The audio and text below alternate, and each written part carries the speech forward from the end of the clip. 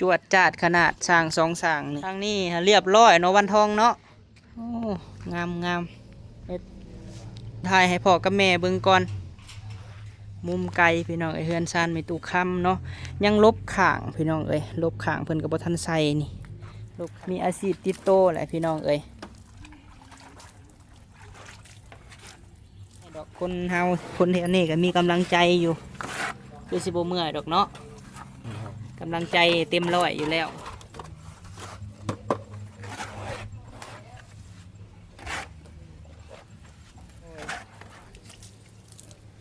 เอาพวกกระดาษสีห้องปืนเพื่อว่าเขาสิท่าทั้งหนองข้างในด้วยโอ้สีห้องพื้นนั่น6 ถัง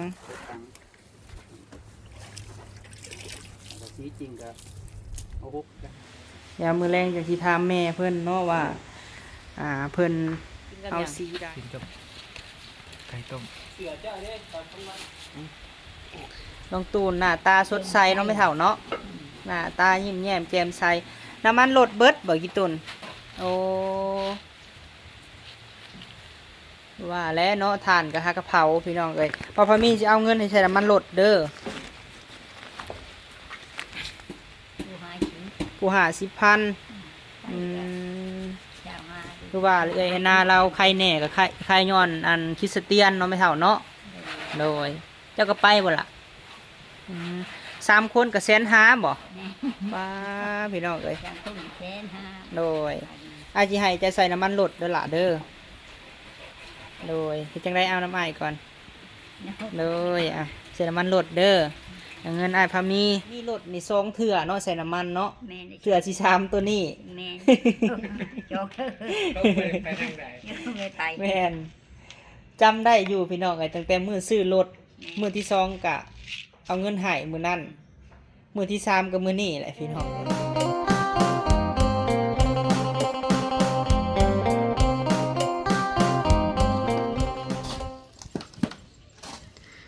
เอาพี่น้องเนาะกับทักไทยสบายดีสบายดี FC สุขุสุคนเด้อพี่น้องเด้อเนาะพบพ่อกับเบ่าวพามีอีกแล้วพี่น้องเอ้ยมื้อนี้ก็อยู่เฮือนซ่านมีตู้คำเมื่อวานนี้บ่ได้เข้ามาสบายดีเด้อเบาวันสาวแหล่น้องตูน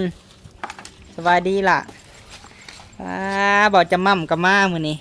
สบายดีเด้อบ่จะมั่มสบายดีสบายดีโอ้ยไอ้ตู้สบายดีเฮาบ่ได้เข้ามาวานนี่คิดฮอดเฮาอยู่บ่ฮอดจังเจ้าบ่ได้ให้บ่คิดฮอดเฮานะ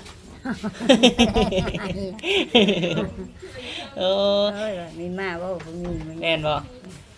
เจ็บ เจ็บตีนไม่เท่าเอ้ยไปยิบไปเพิ่งหยิบแก้วโอ้ยไปหาหน่อไม้ยังวะประเด็นไปคือแบบซี่แล้วนี่ย่างไปย่างมาแล้วทางหันทางนี้ก็เจ็บเลยไม่เท่าเอ้ยก็เจ็บมาได้เนาะโดยเจ้ามาแต่เช้ามันบ่เช้าดิตื้อเจ้าเฮ็ดแนวได้มาเช้านี่ย่างมาบ่ก็ตื่นไปกับแม่ไปเบิ่งดูน้ำมันเบิ่งเดียวมีน้ำมันฮะครบอีแล้วน้องบ่มีน้ำมันรถบ่แม่เฒ่าน้ำมันรถครบอีเลยอ้าวแล้วเช้าย่างมาแล้วโดยคือว่าและทานกับบ่ทันขายเนาะแม่เฒ่าเนาะจูดมือได้ทานน่ะแม่ตู้ได้3 คืนเลยโดยพอควัดละหันยังทันควัดนี่แหละเนาะจังไดก็ฝากเป็นกำลังใจแม่ตู้ในเด้อพี่น้องเอ้ยมาเฮือนใหม่ทุกมื้อเนาะแม่ตู้เนาะโดยใกล้สิแล้วแหละสร้างเพิ่นสาบนี่ก็ได้เนาะยับหม้อจ่อจั่นเลยมื้ออื่นก็คือสิสำเร็จตัวสาบพี่น้องเอ้ยทั้งหน้าพี่แหละเนาะเดี๋ยวเฮาขอไปเบิ่งสร้างก็ได้แม่ตู้เด้อโดย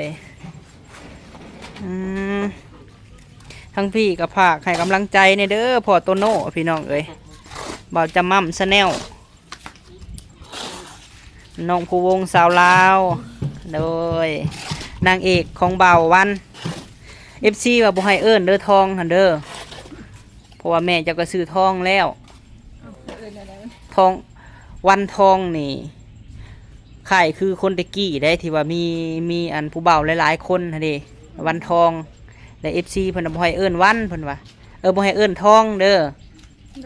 FC เพิ่นว่าให้เอิ้นบ่าววันทองเด้ทองก็ชื่อแม่เจ้ายินบ่เอิ้นไอ้วันน่ะสิเด้อปกติก็ทองวันพี่น้องไอ้ชื่อเพิ่นน่ะเนาะแต่เฮามาเอิ้นว่าวันทอง โอ้น้องทรายพี่น้องเอ้ยน้องทรายตูนเฮาบ่ฮู้ว่าเจ้ามาไอ้หม่ำเอ้ยสิแล้วเฮาซื้อM100มาให้แหละเจ้ากินกาแฟแล้วบอกคือว่าและเมียขายกาแฟอยู่อันนี้น้องตูนนะมาเอาน้ำไอายพามีพี่ เคยกินแต่เลี้ยง โดยกินกาแฟบ่ได้บ่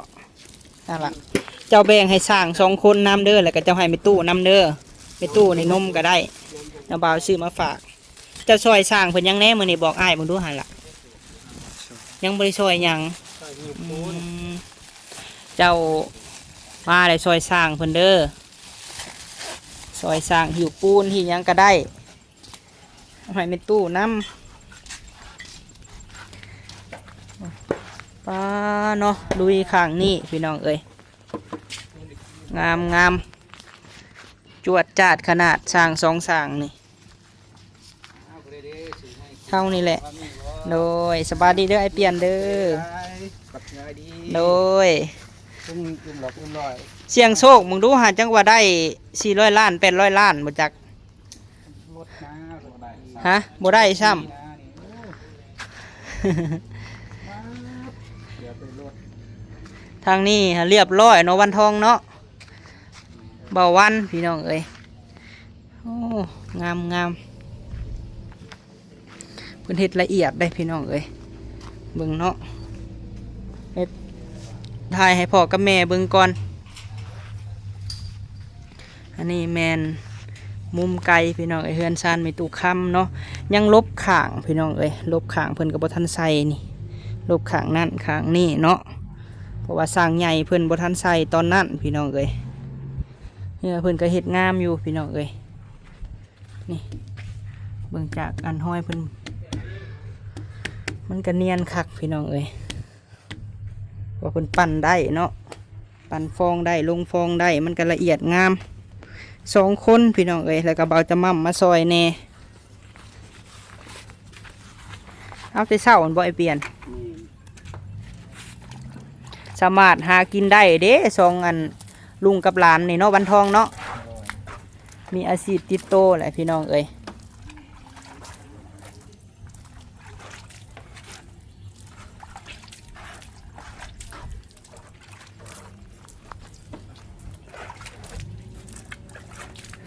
เบื้องละฟ้าวานนี่ได้ทั้งนี้เนาะอ้ายเนาะวันนี้เอาทั้งนี้ ทั้งหน้าซิดซิน โดยงามงามบ่มีแนวให้ก็มีแต่ให้กำลังใจเบาวันนี่แหละเนาะเบาวันเนาะ คนจะสร้างอนาคตใหม่เนาะ แมนต้องให้กำลังใจว่าที่น้องเคยได้พี่น้องเอ้ยเป็นยังไงอันลาตรีน้องสาวเจ้าส่งมาอยู่บ่เมื่อบ้านแต่บ้านนี่เมื่อบ้านย่าพี่น้องทั้งย่าเสียวะมาส่งสการ แกงน้องใหม่เป็นตัวเลยนะ โอ้แล้วคือบ้านนี่ฮะแล้วเฮ็ดกินเลยจังเมื่อสิเนาะเออ เราไปกินหน้ากัน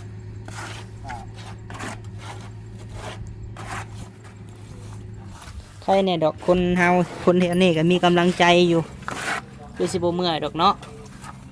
กำลังใจเต็มร้อยอยู่แล้ว ตั้งใจเก็บแล้ว ทางนั้นเด้บ่หาบ่กำลังใจทางนั้นน่ะ มันก็เป็นนี่อยู่แล้วจะชนะเท่าไหร่ หากำลังใจบ่ลืมหาให้สอชีวิต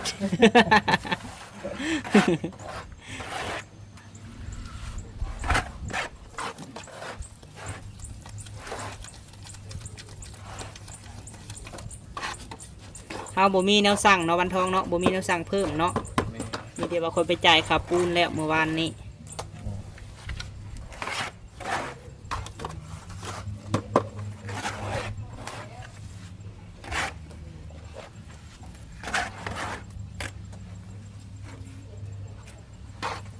มื้ออื่นเนี่ยไปทางหน้าก็แล้วเนาะสาบ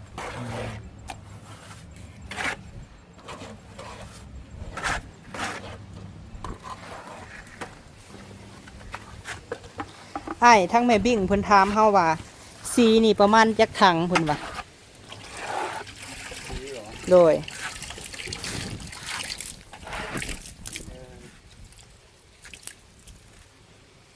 ข้างนอกกันกับที่ห้องคืนก็มีจัก สีทาง ข้างนอกค่ะสีห้องพื้นสีทาง ทางใน โอ้ ในเอาสีห้องปืนสี โดย เอาพวกกระดาษสีห้องปืนเพื่อว่าเขาสิท่าทั้งนอกทั้งในด้วย โอ้สีห้องพื้นนั้น6 ถัง 6 ถังแล้วสีจริงก็เอา6กัน สีจริงก็6และอันนี้หันสีหยังก็ได้สิถามแม่เพิ่นตืมเนาะโดย รวมเป็น12ถัง 12 ถังหากเป็นปูนเป็นหยังเฮาก็มีครบแล้วเนาะอ้ายเนาะตอนนี้โดย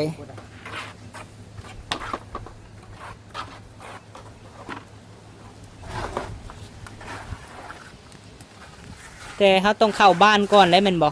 เฮาจังทาสีแม่นบ่โอ้ เพราะว่าอยากกระติกกระโหลกเลยอ่ะเราจังสิเขาบ้านได้ ติดกะโลแล้วยังเข้าบ้าน แม่ โดยอะไรก็ได้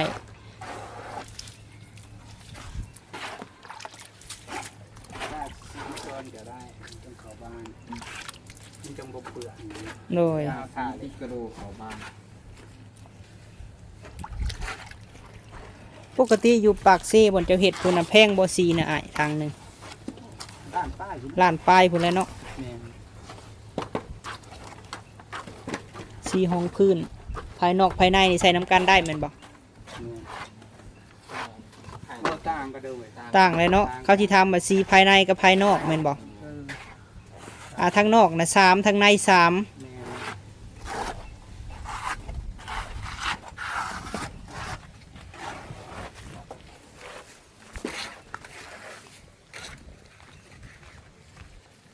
น นี่แรกว่าอันสีอันนั้นพี่น้องเอ้ยเอาเสาไว้ให้พ่อกับแม่ว่าย่านปลวกกินหักวันทองเบิ่งนั่นแหละหักมันก็บ่มีปลวกดอกทางพี่แล้วแหละพี่น้องเอ้ยพี่ก็สาบเรียบร้อยข้างนอกข้างในก็ยังน้อยเดียวพี่น้องเอ้ยทางนี้ยังนี่แหละเนาะเพื่อสิเก็บน้ำหลังเพราะว่ายังข้างน้อยๆนึงเอาทางนอกก่อนเรียบร้อยเนาะว่าจะมั่ม แม่น ข้างในนี่ มืออื่นนะสิมาจับเรียมาอีก โอ้ จับไหวใช่ไหมหนูไหวเวลาบุกสบาย โดย 18โปรเซา15ออกข้างละเส้นครึ่ง โดย ต้นนั้นเป็นเซาโซ่บ่บ่พามี ทางหน้า เซาโซ่บ่ ทางหน้าน่ะ แม่ก็ขายก็ได้ ยังบ่ฮู้ตัวนี้ต้องถามพ่อกับแม่ก่อน เป็นเซาโซ่แล้ว อันจากที่ว่าหน้าเท่าไรทางหน้าฮะ อันหน้า15 เดี๋ยวให้มันเป็น18บ่ เฮาคันแรกแต่เฮาจับ โอ้ คันว่ามันใหญ่เฮาเอาดินจีมากรอกคือหอมเซา โดยเดี๋ยวถามพ่อกับแม่ก่อน โดย เจ้าก็เฮ็ดเป็นเนาะเจ้าเนาะ ได้อยู่ประตูก็ต่างนะครับเข้าให้ก็ได้บ่เป็นหยัง โดย พอมีอยู่เครื่องมือครบอยู่ เออ มีแต่ไฟจักรปั่นไฟ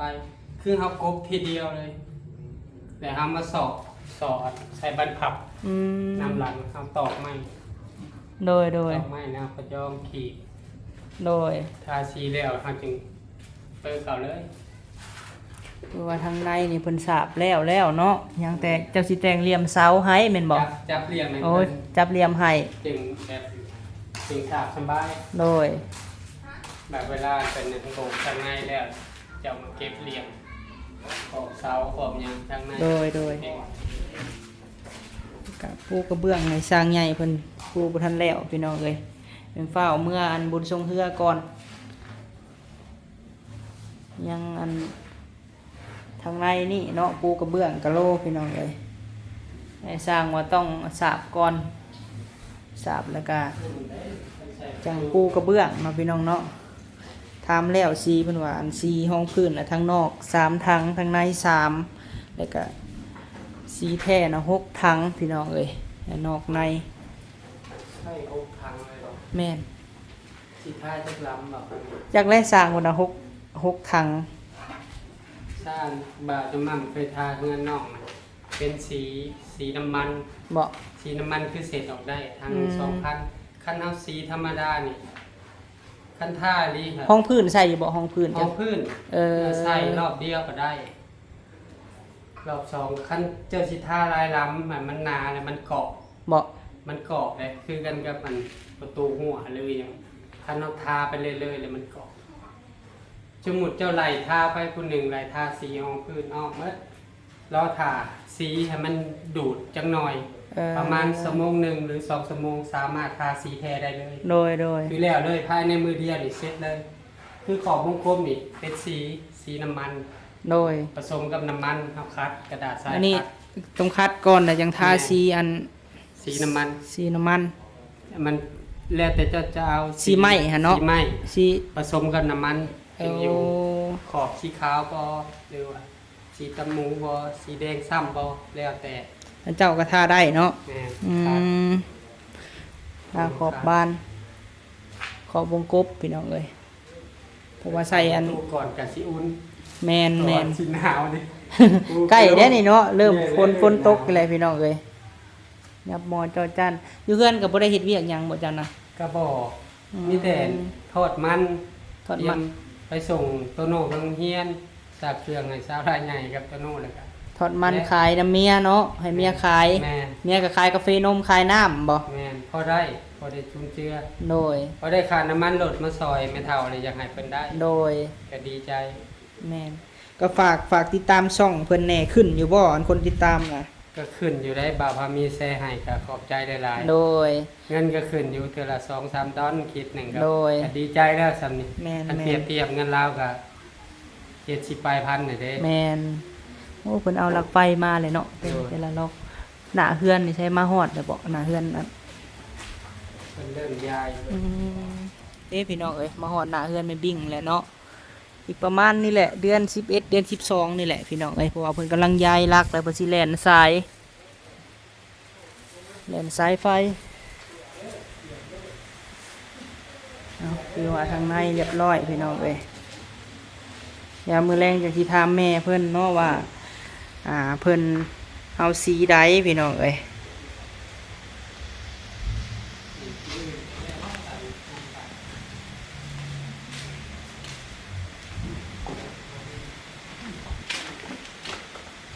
เปลี่ยนเด้อ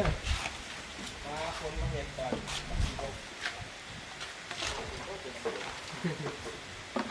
เนี่ยดีเนาะ กินข้าวแล้วกินกับหยัง กินกับไก่ต้ม เสือเจ้าเด้ตอนกลางวัน น้องตูนหน้าตาสดใสเนาะไม่เท่าเนาะหน้าตายิ้มแย้มแจ่มใสน้ำมันลดเบิดบ่กี่ตุนโอ้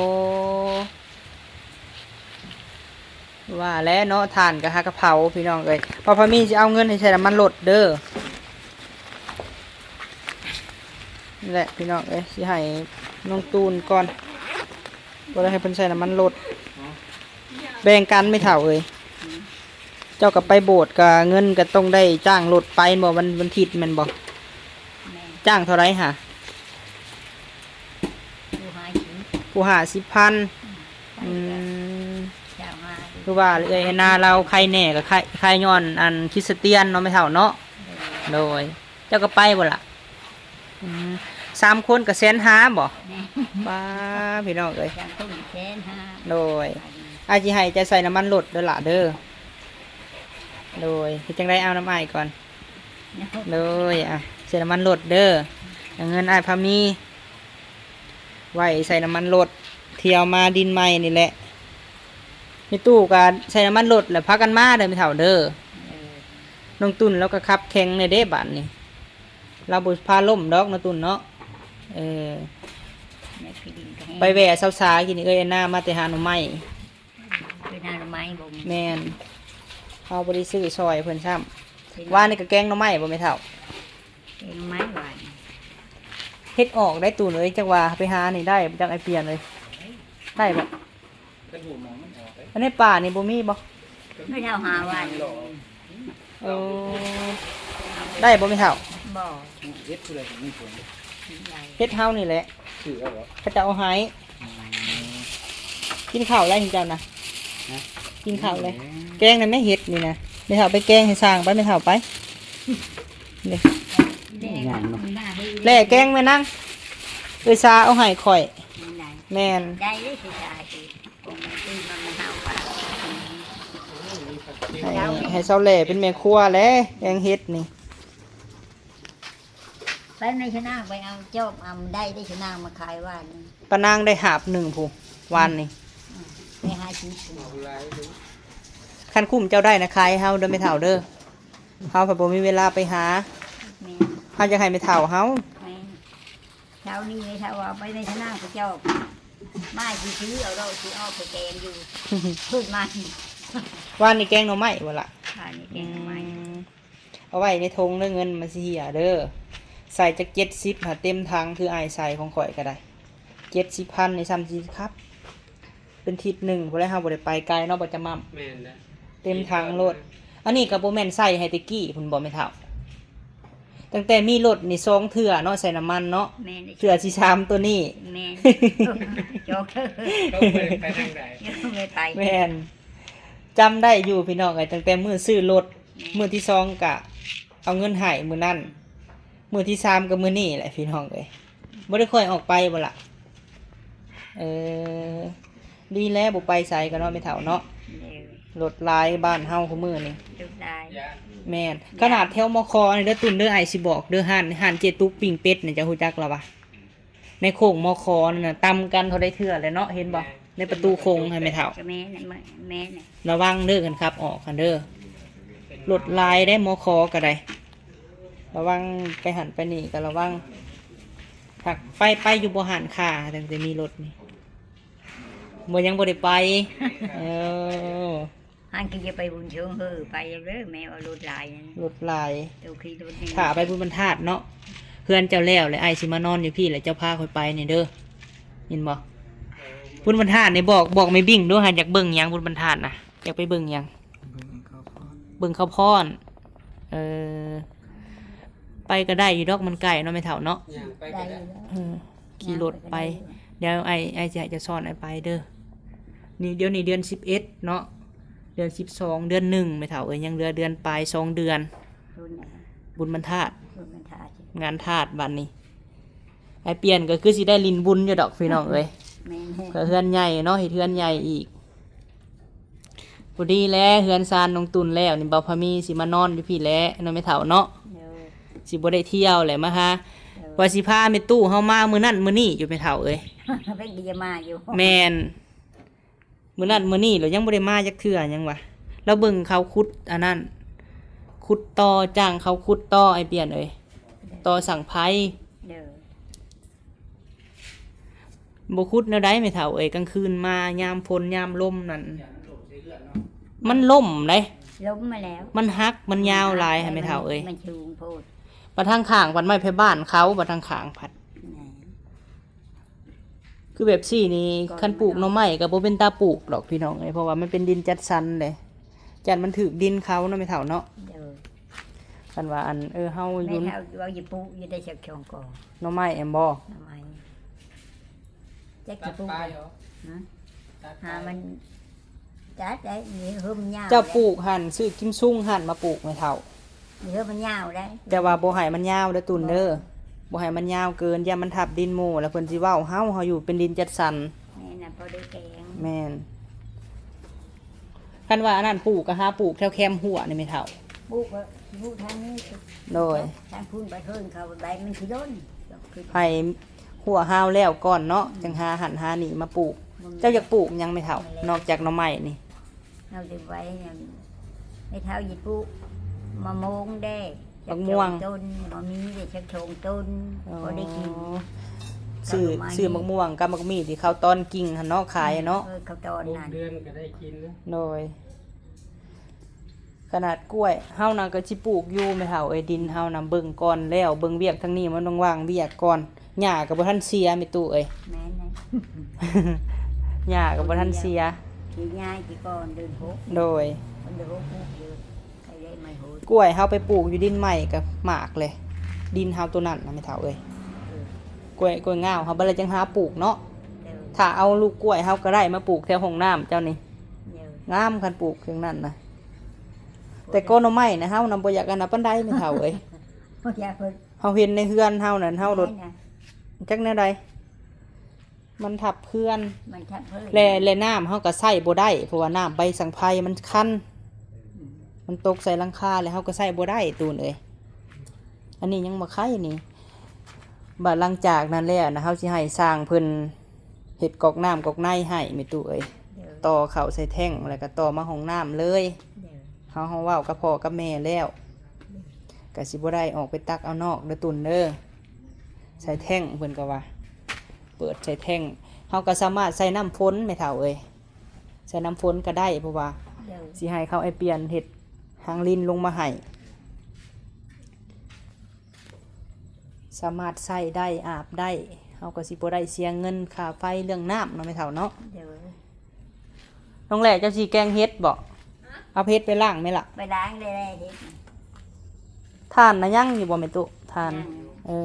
อ ยังขี้ โดย ยังหายโชค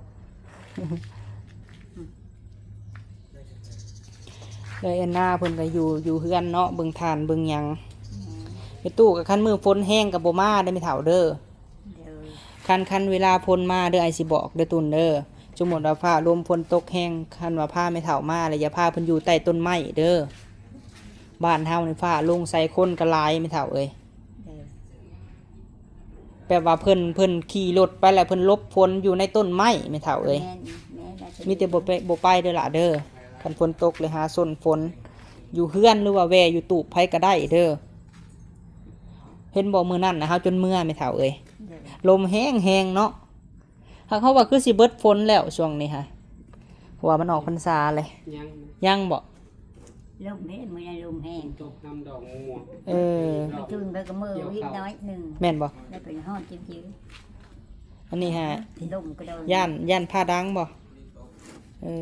อ เรียนถึงเลย ย่านผ้าดังย่านงูพี่น้องเอ้ยทางลุงตูนนะ ไม่ได้ชนในห้องตู้เขาชื่อ โดย ดีในเต้ช่วยชนได้ไม้ถึงเม็ดนั่นนะ ย่านเด้เนาะ ยานได้ไม่หก เฮ็ดปวกพี่น้องเอ้ยสร้างบ่มีแนวกินเลยให้เพิ่นแกงเนาะไม่เท่าเนาะเจ้าก็กินน้ำกันนี่แหละจ้ะให้น้องแหล่แกงโชว์ฝีมือแกงเฮ็ดพี่น้อง คือมันก็งานไปเทป้ารู้ไหมเอาไปเทวนะ เอ้ยอันนาบ่ได้เฮ็ดบ่เนาะ ไปดีไปหาย เด้อตุนฝากไอ้วันทองก็ได้เราสิไปอันน่ะ หากระตุกหน้า วันทอง กระตุกกระซี่ จะออกนอกนี่ซื้อน้ำมันมาให้เท่าตูนแน่นี่ พาไปน้ำมัน ฝากเล่าหาซิปหั่นล่ะ พาหาย ให้อ้ายซื้อมาให้เลยไอ้วันทองค่ะ เต็มตุกนะ30 30ก็ได้ พาไปลูก 30ก่อนเต็มตุกมันเป๊ปซี่ จงไปชี้น้ำมัน ใส่น้ คณะชองตุกละ60 ำซื้อน้ำมันรถจักร เห็นมาขวดเป๊ปซี่อยู่ใช่ บึ้งหายขี้ เต็ม พา ตุกนะบ่30เต็มตุกเอา มีโดนเด้อหายขี้พอดีแล้ว แม่นบ่ ล้นไม่เท่า บ่ได้เที่ยวมาไม่เท่าเอ้ยดีแลน้องมันบ่ไปทุกที่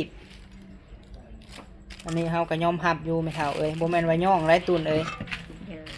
รักษาเอาเด้อรถผู้ใหญ่หาให้แม่เพิ่นก็เฮ็ดเวียกคือกันไม่เท่าเอ้ยลูกสาวเจ้าแม่บิ่งพ่อเพชรเพิ่นก็ว่าอีต้นแม่ตู้ เด้อ เพิ่นให้เฮ็ดเวียกมื้อหนึงแห่งหลายชั่วโมงไม่เท่าเอ้ยดีแหละล่ะเอ้ยทำหิทำให้คันว่ามันเปื้อนก็ล้างน้ำเด้อล้างเป็นอยู่บ่ล้างรถโดยเห็นบ่เท่าทงหันรถเท่เลยย้อนกระทบกระเทือนแหละไม่เท่าเอ้ยอัด4อัด5 เด้อ รถนะคันว่าบ่จำเป็นว่ารถไทยรถจีนเนาะไอ้มั่มเนาะพอแต่เฮารักษาได้ มันก็ทนพี่น้องเอ้ย สูบติดอีกทีเอาปลาสูบมันเลยให้เขาเสียหน่อยอาจจะ เอาสักกะสิประมาณนี้แหละไม่เท่าเอ้ยเดี๋ยวเฮาสิได้ขอจบคลิปก่อนเด้อซันเด้อโดยสวัสดีน้องตูนโดยสวัสดีเด้อบ่จำมั่ม สบายดี โดยเอาพี่น้องเอ้ยก็มาอัปเดตเบิ่งเฮือนซานเวียกงานเฮาคือเก่าพี่น้องเนาะขอบคุณทางพ่อกับแม่หลายๆเด้อเนาะขอให้บุญคำนำสู่เจ้าพบพ่อแต่สิ่งดีๆเข้ามาเนาะเฮ็ดอันใดก็ขอให้เจ้าร่ำเจ้ารวยกว่าเก่าเป็นโฮมโพโฮมไซให้ลูกให้หลานเด้อพ่อกับแม่เอ้ยทางพี่ก็บ่าวพามีก็มาเบิ่งเวียกเบิ่งงานเฮาคือเก่าพี่น้องเอ้ยก็จะเฝ้าเบื่อกันเด้อพี่น้องเอ้ยเบิ่งคลิปให้ก็ ฝากเบิ่งโฆษณาให้นำพี่น้องเอ้ยขอบบุญขอบคุณ FC สุหม่องสุบอนถูกกำลังแห่งใจมอบให้เบาพามีเนาะไปสำหรับคลิปนี้พี่น้องเอ้ยสิได้ขอจบคลิปก่อนเนาะพบพ่อกันคลิปหน้าพี่น้องสำหรับคลิปนี้สบายดี